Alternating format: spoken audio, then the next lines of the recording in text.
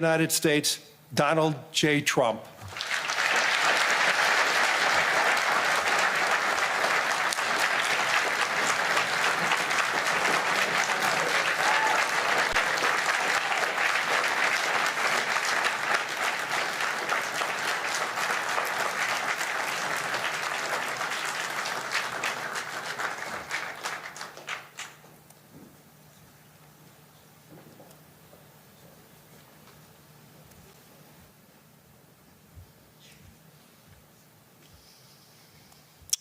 Well, thank you very much, Larry. It's great to be back in beautiful Davos, Switzerland, and to address so many respected business leaders, so many friends, few enemies, and all of the distinguished guests. It's a who's who, I will say that. I've come to this year's World Economic Forum with truly phenomenal news from America. Yesterday marked the one-year anniversary of my inauguration, and today, after 12 months back in the White House, our economy is booming, growth is exploding, productivity is surging, investment is soaring, incomes are rising, inflation has been defeated, our previously open and dangerous border is closed and virtually impenetrable. And the United States is in the midst of the fastest and most dramatic economic turnaround in our country's history. Under the Biden administration, America was plagued by the nightmare of stagflation, meaning low growth and high inflation, a recipe for misery, failure, and decline. But now, after just 1 year of my policies, we are witnessing the exact opposite: virtually no inflation and extraordinarily high economic growth. Growth like, I believe, you'll see very shortly, our country has never seen before, perhaps no country has ever seen before. Over the past 3 months, core inflation has been just 1.6%. Meanwhile, fourth quarter growth is projected to be 5.4%, far greater than anybody other than myself and a few others had predicted. Since the election, the stock market has set 52 all-time high records. So that's in 1 year, 52 records, adding $9 trillion in value to retirement accounts, 401ks, and people's savings. People are doing very well. They're very happy with me. Since my inauguration, we've lifted more than 1.2 million people off of food stamps, and after 4 years, in which Biden secured less than $1 trillion of new investment in our country. Think of that, $1 trillion, substantially less than that. In 4 years, we've secured commitments for a record-breaking $18 trillion, and we think when the final numbers come out, they'll be closer to $20 trillion of investment. That's never been done by any country at any time, not even close. Just over 1 year ago, under the radical left Democrats, we were a dead country. Now we are the hottest country anywhere in the world. In fact, the United States economy is on pace to grow at double the rate that was projected by the IMF just last April. And with my growth and tariff policies, it should be much higher. I really believe we can be much higher than that. And this is all great news, and it's great for all nations. The USA is the economic engine on the planet, and when America booms, the entire world booms. It's been the history. When it goes bad, it goes bad. You all follow us down, and you follow us up, and we're at a point that I don't believe we've ever been. I never thought we could do it this quickly. My biggest surprise is I thought it would take more than a year. Maybe like a year and 1 month. But it's happened very quickly. This afternoon, I want to discuss how we have achieved this economic miracle, how we intend to raise living standards for our citizens to levels never seen before, and perhaps how you too and the places where you come from can do much better by following what we're doing, because certain places in Europe are not even recognizable, frankly, anymore. They're not recognizable. And we can argue about it, but there's no argument. Friends come back from different places. I don't want to insult anybody, and say, I don't recognize it. And that's not in a positive way. That's in a very negative way. And I love Europe, and I want to see Europe go good, but it's not heading in the right direction. In recent decades, it became conventional wisdom in Washington and European capitals that the only way to grow a modern Western economy was through ever-increasing government spending, unchecked mass migration, and endless foreign imports. The consensus was that so-called dirty jobs and heavy industry should be sent elsewhere, that affordable energy should be replaced by the Green New Scam, and that countries could be propped up by importing new and entirely different populations from faraway lands. This was the path that sleepy Joe Biden administration and many other Western governments very foolishly followed, turning their backs on everything that makes nations rich and powerful and strong. And there's so much potential in so many nations. The result was record budget and trade deficits and a growing sovereign deficit driven by the largest wave of mass migration in human history. We've never seen anything like it. Quite frankly, many parts of our world are being destroyed before our very eyes, and the leaders don't even understand what's happening. And the ones that do understand aren't doing anything about it. Virtually all of the so-called experts predicted my plans to end this failed model would trigger a global recession and runaway inflation. But we have proven them wrong. It's actually just the opposite. In 1 year, our agenda has produced a transformation like America has not seen in over 100 years. Instead of closing down energy plants, we're opening them up. Instead of building ineffective, money-losing windmills, we're taking them down and not approving any. Instead of empowering bureaucrats, we're firing them, and they're going out and getting jobs in the private sector for 2 and 3 times what they were making in government. So they started off hating me when we fired them, and now they love me.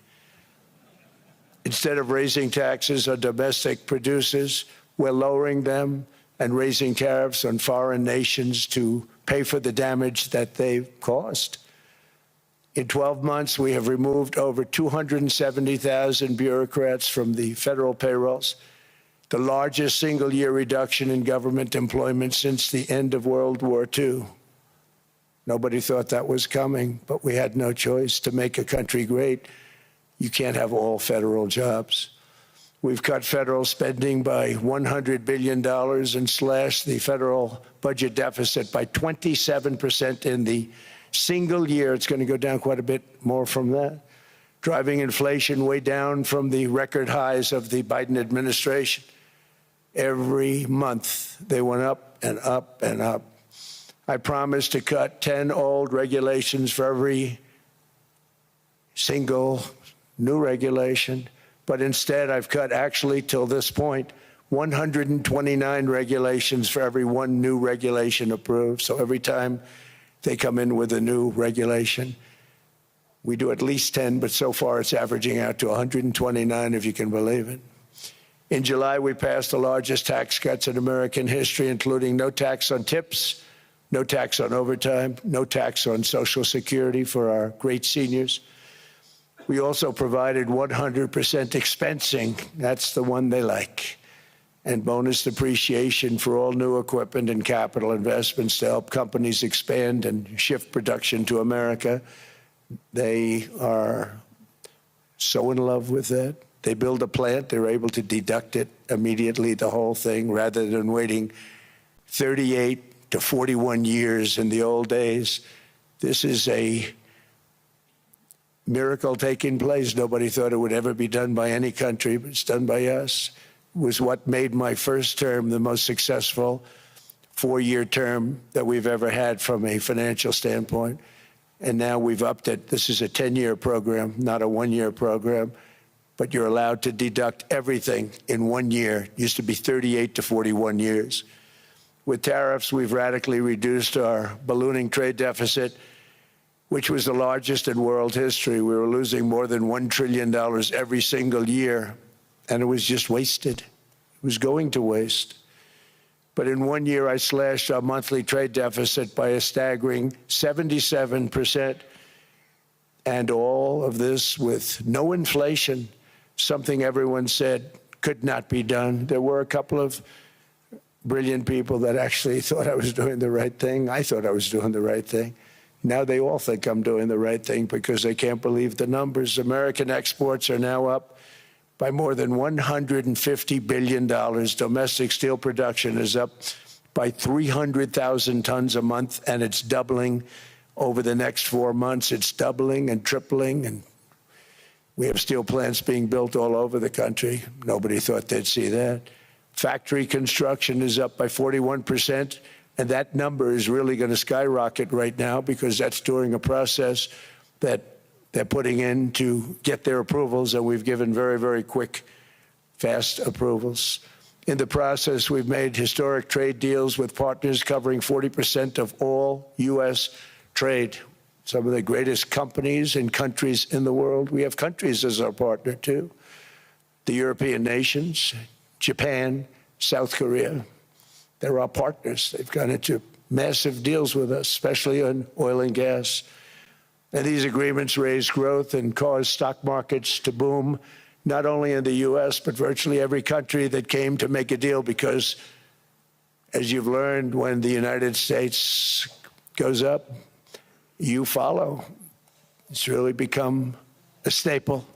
In America, I've stopped the nation-wrecking energy policies that drive up prices while sending jobs and factories to the world's worst polluters. They are indeed polluters. Under sleepy Joe Biden, new domestic oil and gas leases fell by 95%. Think of that. Then they wonder, why was gasoline going up so fast? The gasoline actually topped $5 a gallon, and some places $7 a gallon, and more than 100 major power plants were violently shut down by incompetent people that had no idea what the hell they were doing. Under my leadership, U.S. natural gas production is at an all-time high by far. U.S. oil production is up by 730,000 barrels a day, and last week we picked up 50 million barrels from Venezuela alone. Venezuela has been an amazing place for so many years, but then they went bad with their policies. 20 years ago, it was a great country, and now it's got problems, but we're helping them. And those 50 million barrels, we're going to be splitting up with them, and they'll be making more money than they've made in a long time. Venezuela is going to do fantastically well. We appreciate all of the cooperation we've been giving. We've been giving great cooperation. Once the attack ended, and they said, let's make a deal. More people should do that. But Venezuela is going to make more money in the next 6 months than they've made in the last 20 years. Every major oil company is coming in with us. It's amazing. It's a beautiful thing to see. The leadership of the country has been very good. They've been very, very smart. The price of gasoline is now below $2.50 a gallon in many states, $2.30 a gallon in most states. Then we'll soon be averaging less than $2 a gallon. In many places, it's already down even lower, $1.95 a gallon. Numerous states are at $1.99, numbers that nobody has heard for years. Actually, since my last administration, we got it down to around those numbers. I've signed an order directing and approval of many new nuclear reactors. We're going heavy into nuclear. I was not a big fan because I didn't like the risk, the danger, but they have the progress they've made with nuclear is unbelievable, and the safety progress they've made is incredible. We're very much into the world of nuclear energy, and we can have it now at good prices and very, very safe. And we're leading the world in AI by a lot.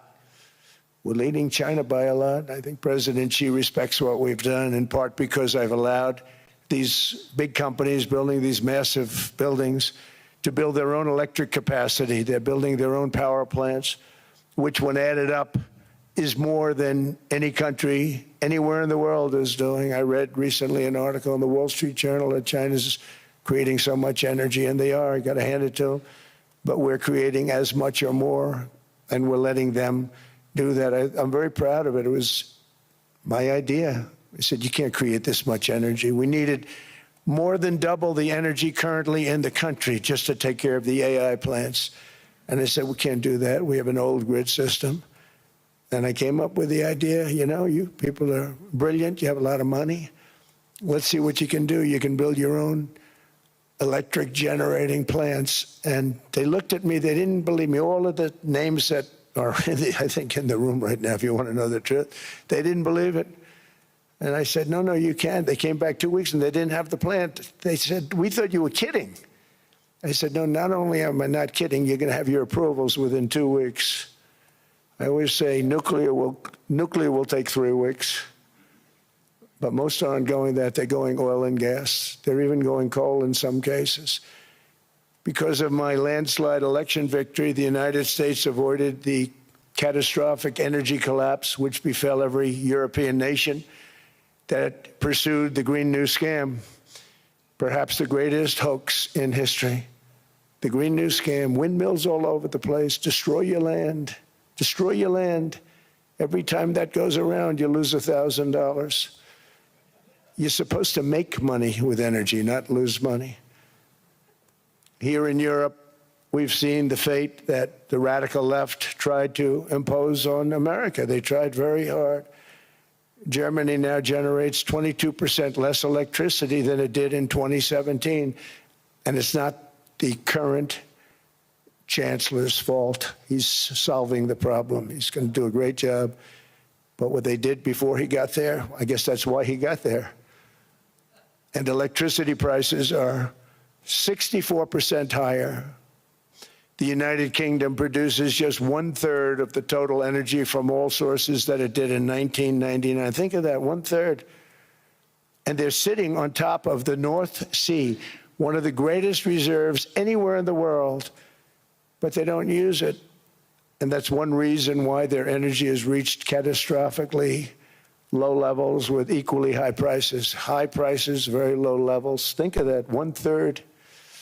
And you're sitting on top of the North Sea, and they like to say, well, you know, that's depleted. It's not depleted. It's got 500 years. They haven't even found the oil. The North Sea is incredible. They don't let anybody drill. Environmentally, they don't let them drill. They make it impossible for the oil companies to go. They take 92% of the revenues. So the oil companies say, we can't do it. They came to see me. Is there anything you can do? I want Europe to do great. I want UK to do great. They're sitting on one of the greatest energy sources in the world, and they don't use it. In fact, their electricity prices have soared 139%. There are windmills all over Europe. There are windmills all over the place, and they are losers. One thing I've noticed is that the more windmills a country has, the more money that country loses and the worse that country is doing. China makes almost all of the windmills, and yet I haven't been able to find any wind farms in China. Did you ever think of that? It's a good way of looking at it. They're smart. China's very smart. They make them, they sell them for a fortune. They sell them to the stupid people that buy them, but they don't use them themselves. They put up a couple of big wind farms, but they don't use them. They just put them up to show people what they could look like. They don't spin. They don't do anything. They use a thing called coal, mostly. But China goes with the coal. They go with oil and gas. They're starting to look at nuclear a little bit, and they're doing just fine. They make a fortune selling the windmills, though, and I think really that's one that they wouldn't be surprised if it stopped. They are shocked that it continues to go. They're very friendly with me. They're shocked that people continue to buy those damn things. They killed the birds. They ruin your landscapes. Other than that, I think they're fabulous, by the way. Stupid people buy them. The consequences of such destructive policies have been stark, including lower economic growth, lower standards of living, lower birth rates, more socially disruptive migration, more vulnerability to hostile foreign adversaries, and much, much smaller militaries. The United States cares greatly about the people of Europe. We really do. I mean, look, I am derived from Europe. Scotland and Germany, 100% Scotland, my mother, 100% German, my father. And we believe deeply in the bonds we share with Europe as a civilization. I want to see it do great. That's why issues like energy, trade, immigration, and economic growth must be central concerns to anyone who wants to see a strong and united West, because Europe and those countries have to do their thing. They have to get out of the culture that they've created over the last 10 years. It's horrible what they're doing to themselves. They're destroying themselves. These beautiful, beautiful places. We want strong allies, not seriously weakened ones. We want Europe to be strong. Ultimately, these are matters of national security, and perhaps no current issue makes the situation more clear than what's currently going on with Greenland. Would you like me to say a few words of Greenland? I was going to leave it out of the speech, but I think I would have been reviewed very negatively. I have tremendous respect for both the people of Greenland and the people of Denmark, tremendous respect. But every NATO ally has an obligation to be able to defend their own territory. And the fact is, no nation or group of nations is in any position to be able to secure Greenland other than the United States. We're a great power, much greater than people even understand. I think they found that out 2 weeks ago in Venezuela. We saw this in World War II, when Denmark fell to Germany after just 6 hours of fighting and was totally unable to defend either itself or Greenland. So the United States was then compelled, we did it, we felt an obligation to do it, to send our own forces to hold the Greenland territory, and hold it we did at great cost and expense. They didn't have a chance of getting on it, and they tried. Denmark knows that. We literally set up bases on Greenland for Denmark. We fought for Denmark. We weren't fighting for anyone else. We were fighting to save it for Denmark. Big, beautiful piece of ice. It's hard to call it land. It's a big piece of ice. But we saved Greenland and successfully prevented our enemies from gaining a foothold in our hemisphere. So we did it for ourselves also. And then after the war, which we won it big. Without us, right now you'd all be speaking German and a little Japanese, perhaps. After the war, we gave Greenland back to Denmark. How stupid were we to do that? But we did it. But we gave it back. But how ungrateful are they now? So now our country and the world face much greater risks than it did ever before because of missiles, because of nuclear, because of weapons of warfare that I can't even talk about. 2 weeks ago, they saw weapons that nobody ever heard of. They weren't able to fire one shot at us. They said, what happened? Everything was discombobulated. They said, we've got them in our sights. Press the trigger, and nothing happened. No anti-aircraft missiles went up. There was one that went up about 30 feet and crashed down right next to the people that sent it. They said, what the hell is going on? Those defensive systems were made by Russia and by China. So they're going to go back to the drawing boards, I guess. Greenland is a vast, almost entirely uninhabited and undeveloped territory. It's sitting undefended in a key strategic location between the United States, Russia, and China. That's exactly where it is, right smack in the middle. Wasn't important nearly when we gave it back. You know, when we gave it back, it wasn't the same as it is now. It's not important for any other reason, you know, everyone talks about the minerals. There's so many places. There's no rare earth, no such thing as rare earth. There's rare processing. but there's so much rare earth. And to get to this rare earth, you got to go through hundreds of feet of ice.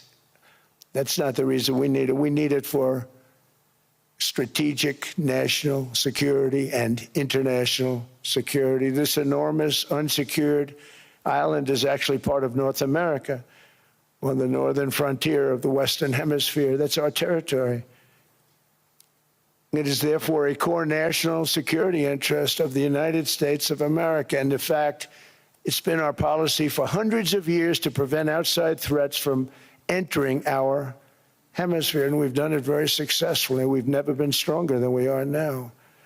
That's why American presidents have sought to purchase Greenland for nearly 2 centuries. You know, for 2 centuries they've been trying to do it. They should have kept it after World War II, but they had a different president. That's all right. People think differently. Much more necessary now than it was at that time, however. In 2019, Denmark said that they would spend over $200 million to strengthen Greenland's defenses. But as you know, they spent less than 1% of that amount. 1%. There's no sign of Denmark there. And I say that with great respect for Denmark, whose people I love, whose leaders are very good. It's the United States alone that can protect this giant mass of land, this giant piece of ice, develop it and improve it and make it so that it's good for Europe and safe for Europe and good for us. And that's the reason I'm seeking immediate negotiations to once again discuss the acquisition of Greenland by the United States, just as we have acquired many other territories throughout our history, as many of the European nations have. They've acquired, there's nothing wrong with it. Many of them, some went in reverse, actually, if you look. Some had great, vast wealth, great, vast lands all over the world. They went in reverse. They're stuck back where they started. That happens too. But some grow. But this would not be a threat to NATO. This would greatly enhance the security of the entire alliance, the NATO alliance. The United States is treated very unfairly by NATO. I want to tell you that. And when you think about it, nobody can dispute it. We give so much and we get so little in return. And I've been a critic of NATO for many years. And yet I've done more to help NATO than any other president by far, than any other person. You wouldn't have NATO if I didn't get involved in my first term. The war with Ukraine is an example. We are thousands of miles away, separated by a giant ocean. It's a war that should have never started, and it wouldn't have started if the 2020 U.S. presidential election weren't rigged. It was a rigged election. Everybody now knows that. They found out. People will soon be prosecuted for what they did. It's probably breaking news, but it should be. It was a rigged election. You can't have rigged elections. You need strong borders, strong elections, and ideally a good press. I always say it. Strong borders, strong elections, free, fair elections, and a fair media. The media is terrible. It's very crooked. It's very biased, terrible. But someday it'll straighten out because it's losing all credibility. Think of it. When I went in a landslide, a giant landslide, won all 7 swing states, won the popular vote, won everything, and I only get negative press. That means that it has no credibility. And if they're going to get credibility, they're going to have to be fair. So you need a fair press. But you also need those other elements. And I inherited a terrible, terrible situation. If you look, the border was open. The inflation was raging. Everything was bad with the United States when I came into office. But I also inherited a mess with Ukraine and Russia, something that would have never happened. And I know Putin very well. He and I would discuss Ukraine. It was the apple of his eye, but he wasn't going to do anything. I said, Vladimir, you're not doing it. He would never have done it. It was terrible what happened. I could see it happening, too. After I left, I could see it happening. Biden had given Ukraine and NATO $350 billion, a staggering sum, $350 billion. I came in, and just like the southern border, just like inflation, just like our economy, I said, wow, This place is in trouble, meaning our country. All of these things were out of control. But the border was out of control. We fixed it with the strongest border anywhere in the world. And I've now been working on this war for 1 year, during which time I settled 8 other wars. India, Pakistan. I settled other wars that were. Vladimir Putin called me, Armenia, Azerbaijan. He said, I can't believe you settled that one. They were going on for 35 years. I settled it in 1 day. And President Putin called me. He said, you know, I can't believe I worked on that war for 10 years trying to settle it. I couldn't do it. I said, do me a favor, focus on settling your war. Don't worry about that one. What does the United States get out of all of this work, all of this money, other than death, destruction, and massive amounts of cash going to people who don't appreciate what we do? They don't appreciate what we do. I'm talking about NATO, I'm talking about Europe. They have to work on Ukraine. We don't. The United States is very far away. We have a big, beautiful ocean separating us. We have nothing to do with it. Until I came along, NATO was only supposed to pay 2% of GDP, but they weren't paying. Most of the countries weren't paying anything. The United States was paying for virtually 100% of NATO. And I got that stopped. I said, that's not fair. But then, more importantly, I got NATO to pay 5%, and now they were paying, and now they are paying. So something nobody said was possible. They said, we will never go up higher than 2%. But they went to 5%, and now they're paying the 5. They didn't pay the 2, and now they're paying the 5. And they're stronger for it, and they have an excellent, by the way, Secretary General, who's possibly in the room. Mark, are you here? Yes, he's here. Hello, Mark. We never asked for anything, and we never got anything. We probably won't get anything unless I decide to use excessive strength and force, where we would be, frankly, unstoppable. But I won't do that. Okay? Now everyone's saying, oh, good. That's probably the biggest statement I made, because people thought I would use force. I don't have to use force. I don't want to use force. I won't use force. All the United States is asking for is a place called Greenland, where we already had it as a trustee, but respectfully returned it back to Denmark not long ago, after we defeated the Germans, the Japanese, the Italians, and others in World War II. We gave it back to them. We were a powerful force then, but we are a much more powerful force now, after I rebuilt the military in my first term and continue to do so today. We have a budget of $1.5 trillion. We're bringing back battleships. The battleship is 100 times more powerful than the great battleships you saw in World War II, those great, big, gorgeous ships, the Missouri, the Iowa, the Alabama. Because I thought maybe we could take them out of mothballs. They said, no, sir, these ships are 100, think of that, 100 times more powerful than those big, magnificent pieces of art that you saw so many times ago, that you still see on television. You say, wow, what a force. 100 times, each ship 100 times more powerful than the big battleships of the past. So that was the end of the mothball story. So what we have gotten out of NATO is nothing, except to protect Europe from the Soviet Union and now Russia. I mean, we've helped them for so many years. We've never gotten anything, except we pay for NATO. And we paid for many years until I came along. We paid for, in my opinion, 100% of NATO, because they weren't paying their bills.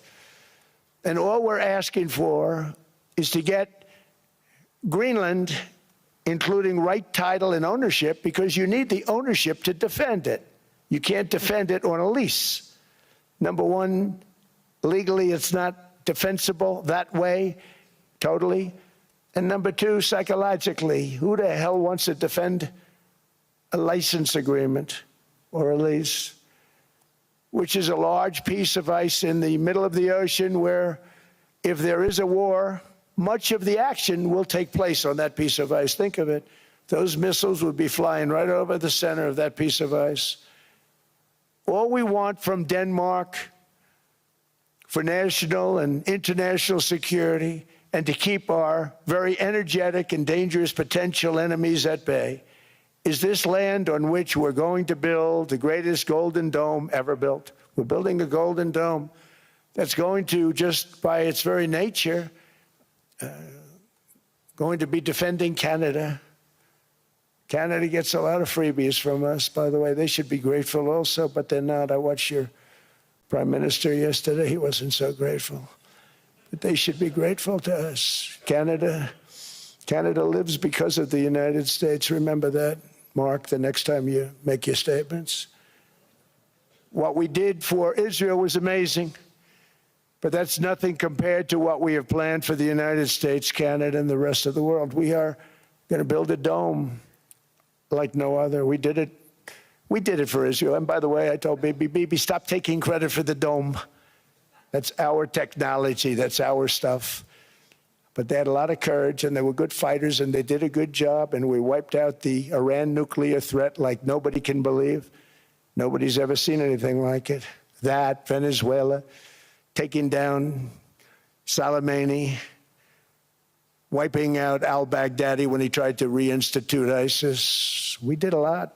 I did a lot of big things, all perfectly executed. Everyone was perfectly executed. Somebody told me that, a military expert told me, sir, everything you've done has been perfectly executed. I said, I know.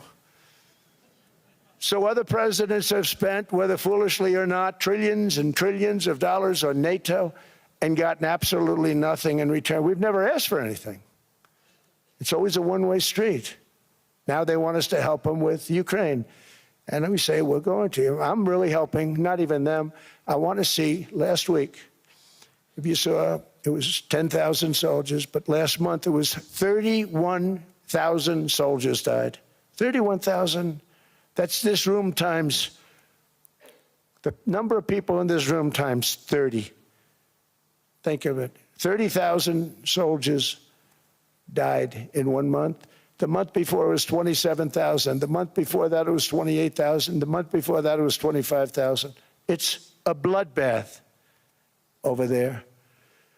And that's what I want to stop. It doesn't help the United States, but these are souls. These are young people. Look like you, look like some of you right in the front row. They go to war. Their parents are so proud. Oh, there he goes, comes back. 2 weeks later, they get a call, your son's head's been blown off.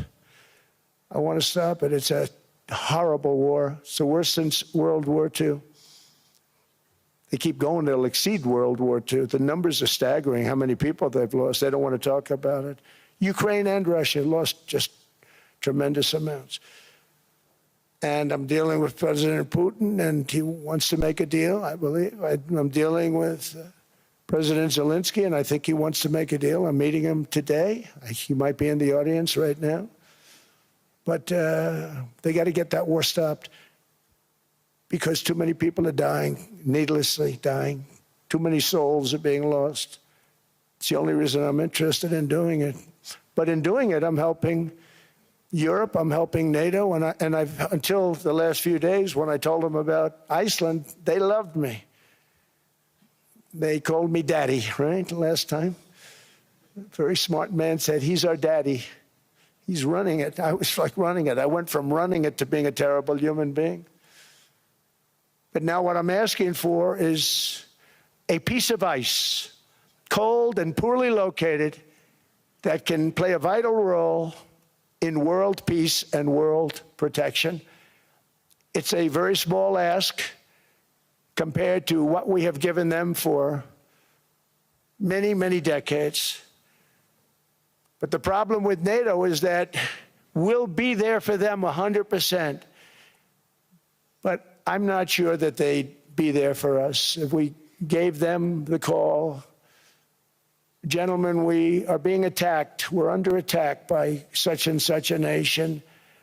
I know them all very well. I'm not sure that they'd be there. I know we'd be there for them. I don't know that they'd be there for us. So with all of the money we expend, with all of the blood, sweat, and tears, I don't know that they'd be there for us. They're not there for us on Iceland, that I can tell you. I mean, our stock market took the first dip yesterday because of Iceland. So Iceland's already cost us a lot of money. But that dip is peanuts compared to what it's gone up. And we have an unbelievable future in that stock. That stock market is going to be doubled. We're going to hit 50,000, and that stock market's going to double in a relatively short period of time because of everything that's happening. But this is a good example. After giving NATO and European nations trillions and trillions